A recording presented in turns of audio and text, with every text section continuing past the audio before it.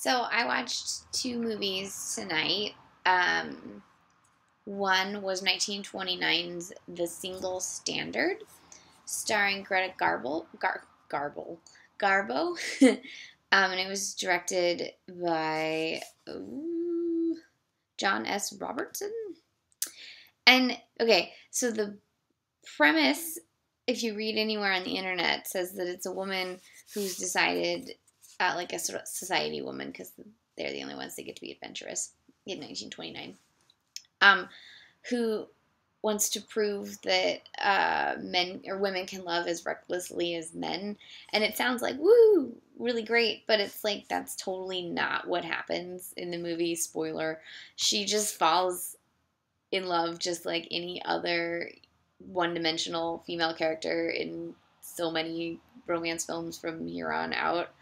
Um, and like at one point she does try to be sort of reckless, but then like the rich dudes are like, oh, you shouldn't drive off with your chauffeur, and it turns out the chauffeur is not actually a chauffeur. He's a lord's son who's dealing with PTSD from World War I, being a flying ace, and so now he's working as a chauffeur, and they clearly get it on at the beach, and then they're driving back, and the rich dudes are all rude to him, so he drives his car into a wall,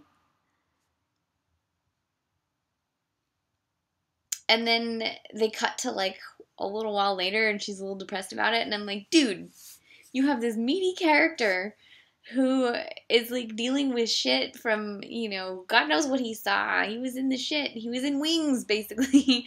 And, probably all kinds of dudes died, and he's just dealing with that, and you're gonna kill him in like 10 minutes, and he doesn't get to do anything. And then she doesn't get to do anything, like dealing with the grief of that. There's like one title card that's like, she didn't know how to feel. And that's the whole thing. And then she falls in love with this. This is such ridiculousness. Oh, Hollywood. So she falls in love with a painter who used to be a prize fighter. Because it's the Roaring '20s, and prize fighters, you can't fight anymore, so they're painters. He probably fights bulls too. So that's Niels Aster. I don't know. I never said his name right. And they were in a movie together called Wild Orchids that I actually really liked, but I did not like The Single Standard. Oh, so they go on a boat called Alone or All Alone or something like that. Oh, but before that, she's walking alone, and she's like, this dude tries to hit on her, and she's like, I just want to walk alone. And that part's really good, because it's like, I'm walking alone because I want to be alone, and it's like, could we just have more of these like feminist moments? But you don't get that, because I don't know, this movie doesn't actually want to be feminist, although it probably at one point was, because it's based on a novel written by a woman, so I want to feel like probably there was a lot more, but the screenplay was written by a woman too, so I don't even know. Okay, so she's on this boat with Niels Aster, the painter, called Alone, and they're traveling around the world, but then he like takes her back to San Francisco or New York or something, and is like, go away, I gotta paint, leave me alone. And so she's alone, and like, okay, so the premise is that she can just like basically be a bachelor, right? But you know what happens when she gets kicked off the boat? She gets married to Johnny Mac Brown, who's like a heel, a dope, and he's the dope that caused the other guy to ride his car into a wall, and she's just gonna marry him? I don't think so. This is like, Garbo, what are you doing? No. So, and then she has a kid, and so now, she goes from being like a girlfriend and a mistress to a wife and a mother, and she never actually gets to do anything on her own, and suddenly she's a mother, and it's actually really cute seeing her with the son. Like, it's cute. But then the painter comes back, and he's got a streak of white hair in his hair now, and so, because he's aged in like 4 years. And he's like, I love you, come back to me.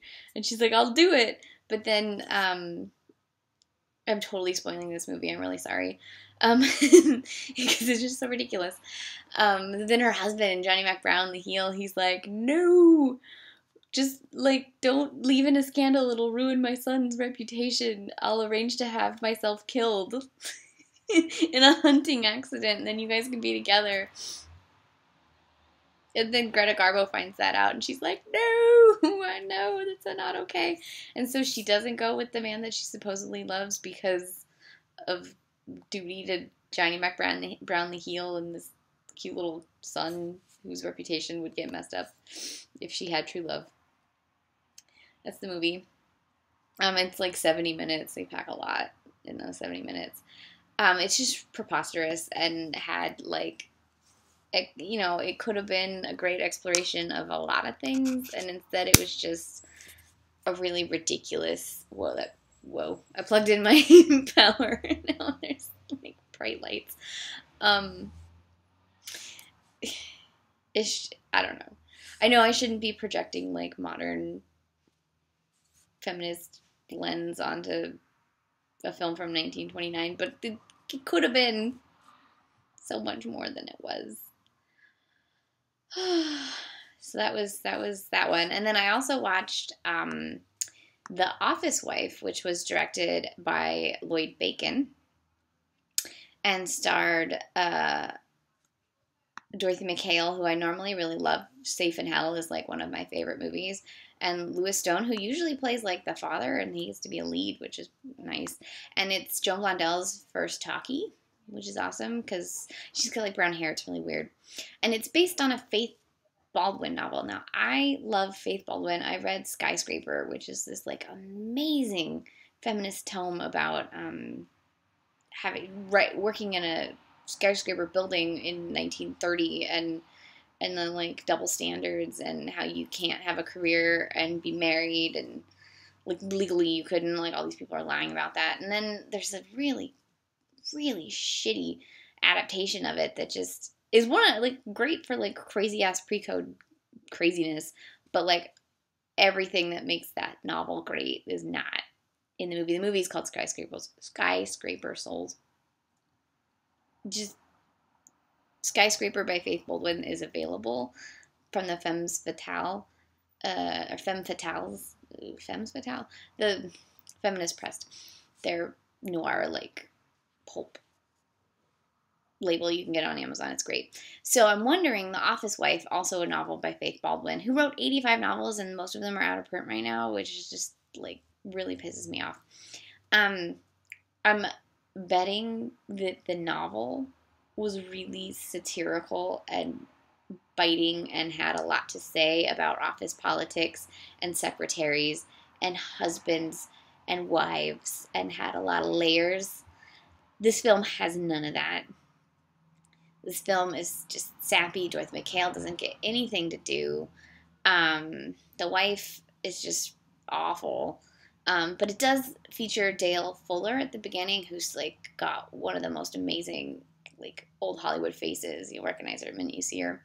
It also has an author, played by Blanche Friedrichi, who's very androgynous, and it's sort of really interesting. She like an old? She seems like she's supposed to be an old man, but she's clearly a woman, and it's just amazing. So the leads suck, but the supporting ones are fun. And then you have Joan Blondell, who is, like, amazing, and no matter what you give her, Joan Blondell makes it memorable and timeless and amazing, and you love Joan Blondell, and she's amazing. Although she's not blonde in this, but so she's, like, whip smart and sassy and tells her sister Dorothy Mackaill when she's messing her life up. So I went to look and see if The Office Wife, the novel, was available, and it's totally not, because it's not in print, so I'm going to have to search for it, because, again, it's another story that probably, in its origins, it was really interesting and meaty, and when it got translated into 1930 cinema, it just, everything that was probably biting about it left. That said, it's worth it for Joan Blondell, because she's amazing. That's about it. So I didn't hate either of these movies, but I'm not, like, dying to see either of them ever again. So that's what I watched tonight.